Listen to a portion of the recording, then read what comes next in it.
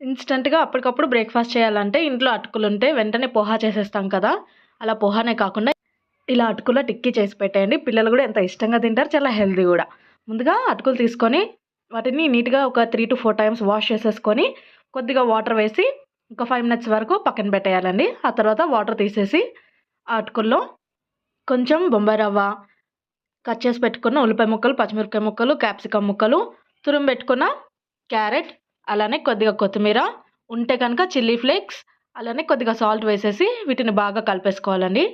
ఇలా మెత్తగా కలిపేసుకున్న తర్వాత చేతికి ఆయిల్ అప్లై చేసుకొని కొద్ది కొద్దిగా తీసుకుంటూ టిక్కీ షేప్‌లో చేసేసుకొని దాన్ని నువ్వుల్లో రోల్ చేసుకొని అన్నిటిని పక్కన పెట్టేసుకోవాలి.